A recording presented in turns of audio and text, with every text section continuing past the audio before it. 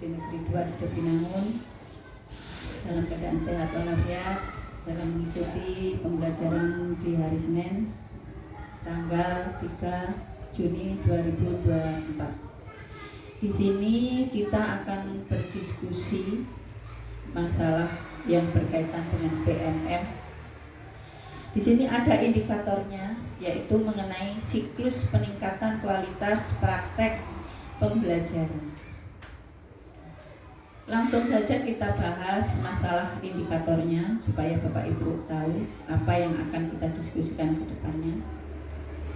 Indikatornya yaitu tingkat upaya melakukan persiapan observasi kelas, pelaksanaan observasi kelas tindak lanjut dan refleksi pembelajaran yang berpusat kepada peserta. Nah, di sini dari indikator 1 ini ada 3 kriteria. Kita ambil yang nomor 1. Mungkin Bapak Ibu tidak tahu ya. Oh, kemarin ada saya bagi ya grup. Tolong dibaca itu, dilihat yang nomor 1 yang berkaitan dengan PMM kita. Ya. Saya bacakan target perilaku nomor 1. Kepala sekolah memandu diskusi persiapan observasi kinerja guru secara terbuka dan realistis dengan peningkatan kinerja. Itu nomor 1. Di sini nomor 1 itu banyak penjabarannya. Ini menurut Bapak Ibu karena kita diskusi. Apa kita bahas satu persatu? Apa saya bacakan semuanya dulu? Bacakan semua. Ya. Tadi yang nomor 1. Sekarang yang nomor 2. Kepala sekolah melaksanakan observasi kinerja guru secara efektif dengan menetapkan rating berdasarkan bukti perilaku. Rating itu apa misalnya?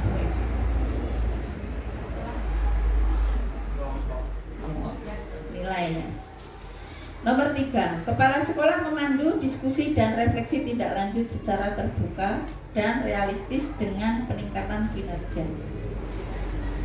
Nah, di sini karena kita berdiskusi, nomor 1 itu saya paparkan terlebih dahulu. Contohnya, diukur dari kemampuan guru dan penyampaian materi dengan jelas, interaksi positif dengan siswa, kemampuan mengelola kelas secara efektif, dan kemampuan menyesuaikan pengajaran dengan kebutuhan siswa. Jadi disesuaikan dengan kelas, kemampuan, dan lingkungan sekolah di dalam kelas. Itu yang nomor 1 ya dari penjabaran tadi. Terus 2, kepala sekolah mengamati guru saat mengajar di kelas, mencatat perilaku seperti cara menjelaskan materi, respon terhadap pertanyaan siswa, menggunakan alat bantu pembelajaran, dan kemampuan mengelola perilaku ini. Misalnya Bapak Ibu guru mengajar di kelas menggunakan alat peraga, bisa menggunakan laptop atau gambar-gambar seperti itu. Jadi ada timbal balik ke siswa dan guru. Nomor 3, pengumpulan bukti perilaku. Kepala sekolah membuat catatan observasi yang mencakup detail tentang perilaku guru yang diamati selama sesi pengajaran. Seperti itu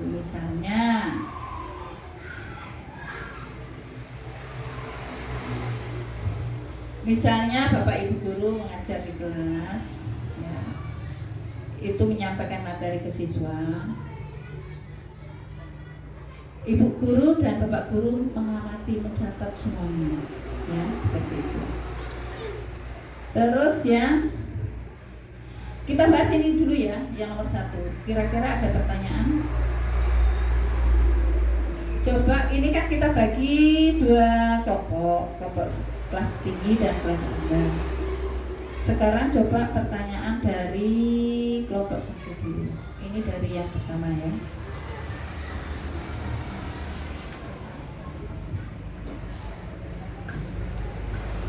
Baik, sebelumnya saya ucapkan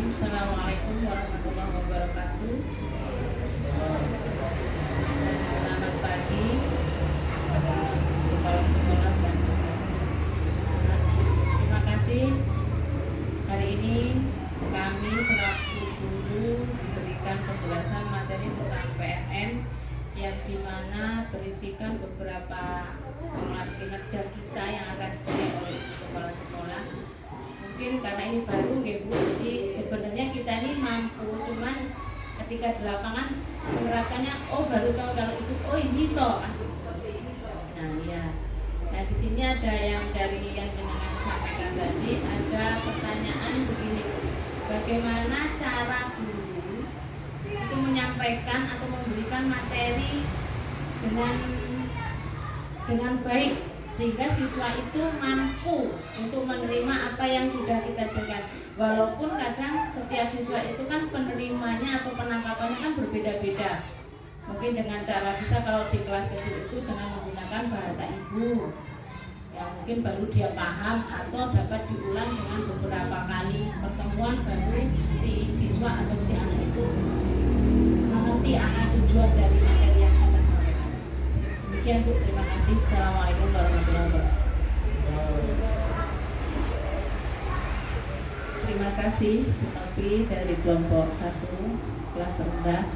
Saya akan menjawab semampu saya. Dari pertanyaan Bu Novi saya akan menjawab, yaitu itu ada 3 jawaban saya, yaitu menggunakan teknik mengajar yang bervariasi. Contohnya bervariasi itu apa? Bervariasi itu ada yang ceramah, ya, ada yang tanya jawab, ada simulasi maju ke depan, nah, seperti itu, menunjukkan gambar-gambar, gitu ya. Nomor 2, menggunakan teknologi yang bisa menunjukkan pembelajaran. Teknologi sekarang kan modern, karena kita ada batas-batasnya di sekolah kita belum memenuhi. Kalau ada laptop bisa kita menggunakan laptop. Kalau tidak, dengan menggunakan gambar-gambar yang ada di sekolah kita. Yang nomor 3, belajar di luar kelas. Contohnya kita melihat, misalnya kalau pembelajaran IPA, kita melihat tumbuh-tumbuhan di sekitar sekolah, itu bisa. Tumbuhan, misalnya mengenai tumbuhan itu rumput juga termasuk, ya, bunga-bunga, tanaman sayuran yang kita tanam itu. Terus misalnya ada jahe, apotek hidup, ada kunyit, itu pembelajaran di luar kelas bisa. Mengamati misalnya, karena kita tempatnya di pinggir jalan, bisa mengamati kendaraan yang lewat misalnya. Oh, mengapa orang lewat itu ada yang jalan kaki, ada yang bawa mobil motor. Nah, itu termasuk alat transportasi, itu bisa juga. Itu jawaban saya Bu Novi, kurang dan lebihnya bisa ditambah nanti. Terus kita lanjutkan yang kedua. Tadi kan ada nomor 1 dan 2 dan 3. Ini yang nomor 2. Di sini diukur dengan kemampuan guru dan menyampaikan materi dengan jelas, interaksi positif dengan siswa, hampir sama seperti tadi. Kemampuan mengelola kelas secara efektif dan kemampuan menyesuaikan pelajaran pengajaran dengan kebutuhan siswa.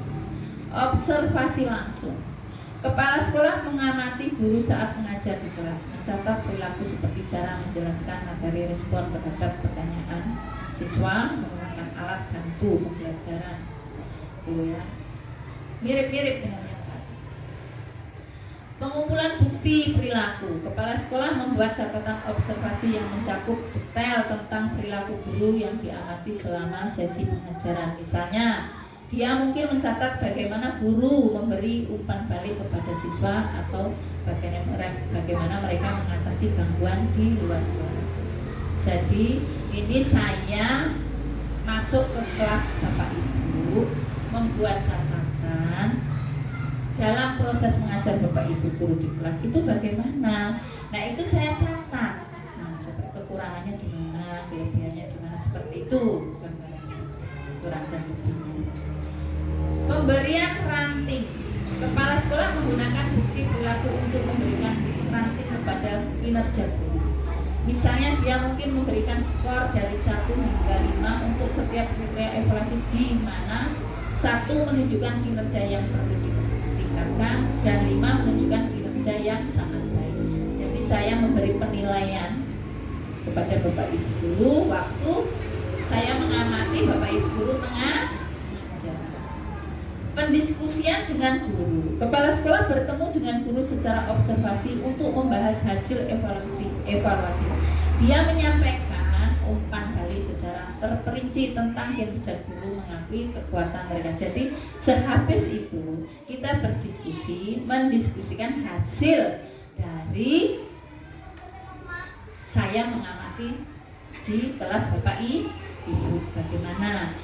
Misalnya saya ngasih nilai seperti ini, Bapak Ibu guru tanggapannya gimana? Kan seperti itu misalnya. Gitu ya. Langsung aja kita lanjutkan yang ketiga. Saat kepala sekolah memandu diskusi dan refleksi, tindak lanjut secara terbuka dan realistis dengan tujuan peningkatan kinerja. Dia harus memastikan bahwa suasana diskusi memungkinkan para guru untuk berbagi ide dan pengalaman mereka dengan jujur. Berikut adalah tingkah laku yang diambil dari proses pembelajaran. Langsung saja saya lanjutkan. Penetapan tujuan diskusi. Tujuan kita hari ini ya, dilibatkan bersama hasil observasi kinerja kita dalam PMM tersebut. Kemajuan yang telah kita buat sejauh ini, kami akan fokus pada identifikasi area yang telah meningkatkan dan area di mana kita masih perlu bekerja lebih keras. Dengan cara ya ini sekarang kan banyak cara-cara baru ya Bapak Ibu, seperti pengelolaan kinerja PMM. Kita harus selalu mengikuti, update setiap saat. Analisis bersama, mari kita tinjau hasil observasi dan data lain yang telah kita kumpulkan. Jadi yang kita kumpulkan tadi ya, kita bahas bareng-bareng lagi seperti itu. Diskusi tentang faktor penyebabnya. Tadi kan pasti ada apa penyebabnya, apa kurang alat olahraga, apa alat yang lain-lainnya lah ya. Pembahasan strategi perbaikan. Jadi bagaimana kita caranya memperbaiki dari kekurangan-kekurangan yang telah kita laksanakan dalam observasi di kelas. Pengembangan rencana tindak lanjut. Jadi ada tindak lanjutnya. Bagaimana supaya lebih baik lagi sekolah kita, dapat kepercayaan dari masyarakat dan wali murid di lingkungan sekolah kita.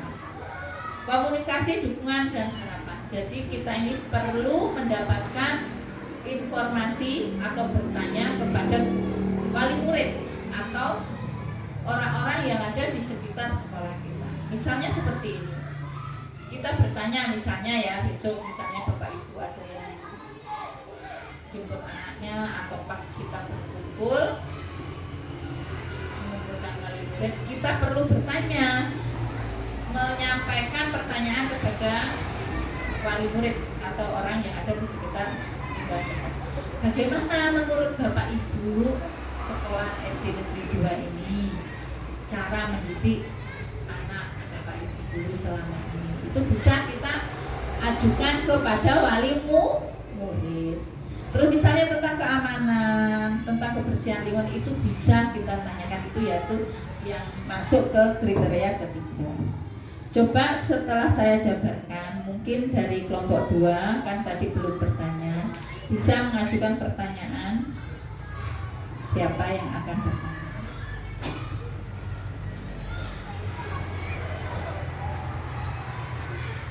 Baik, terima kasih dari Yanti yang telah menjelaskan mengenai PMM ini kepada kita semua. Dan terkait dengan PMM atau platform Merdeka Belajar ini kan berkaitan dengan kurikulum Merdeka. Nah, untuk tahun ini kan di sekolah kita yang masih melaksanakan kurikulum Merdeka itu kelas 1 dan kelas 4. Untuk selanjutnya ini kan pasti kelas tinggi itu akan ditambah. Jadi untuk kelas 2 dan kelas 5 juga akan menerapkan kurikulum Merdeka Belajar. Dan bagi kami yang akan melaksanakan kurikulum Merdeka Belajar di tahun besok itu di tahun ajaran baru, bagaimana sih cara kita menerapkan kurikulum Merdeka Belajar di sekolah kita ini? Kemudian apa saja yang perlu kita siapkan dalam melaksanakan pembelajaran dalam kurikulum Merdeka Belajar ini? Terima kasih, saya kembalikan kepada Ibu. Terima kasih pertanyaan yang disampaikan kepada Bu Dewa. Saya akan berusaha menjawab mampu saya. Baiklah, di sini saya mempunyai beberapa jawaban, yaitu yang pertama menyiapkan dokumen ya, atau KOSP. Itu harus disiapkan ya dokumennya. Terus yang kedua menyiapkan alur tujuan pembelajaran. Ini seperti ya RTP itu alurnya mau dibawa kemana, misalnya seperti itu ya. Alur tujuan pembelajaran, anak-anak mau dibawa kemana, mau maju atau mundur, itu tergantung kepada kita. Nomor 3, menyusun kriteria ketercapaian tujuan pembelajaran. Ini harus kita susun. Contohnya misalnya nanti kita tahun ajaran baru, sebelum kita masuk ke ajaran baru kita harus menyusun semuanya ya, dari pertanyaan Budiani. Nomor 4, menyusun modul ajar. Pasti ini ya, modul ajar. Pasti semua harus tahu, harus punya. Yang berkaitan dengan guru, misalnya yang guru yang harus buat, ya guru harus mengembangkan, mencari sekarang ini kan enak kita nyari di Google, media-media banyak sekali. Yang harus ada di sekolah ya saya bertanggung jawab mempersiapkan semuanya selama saya mampu dan ada dananya. Nomor 5, menyiapkan proyek profil Pancasila. Nah ini ya, ini memang ya lumayan profil ini ya, kita kerjakan bareng-bareng depannya supaya membuat perubahan di sekolah kita. Nomor 6, sosialisasi konsep asesmen pada kurikulum merdeka. Kita untuk tahun ajaran baru sepertinya masih kelas 1 dan kelas 4 yang kurikulum merdeka, sepertinya belum ada gambaran untuk kedepannya. Nggak tahu besok ya, karena peraturan itu berubah-ubah setiap saat. Untuk sementara ini saya mendapat informasi masih kelas 1 dan kelas 4 yang dirujuk, yang lainnya masih kurikulum 13. Sambil menunggu mungkin dari pemerintah itu apa yang harus kita siapkan, karena kalau menuruti seperti itu kan banyak yang harus kita siap. Pemerintah juga harus siap, apalagi kita kan seperti itu.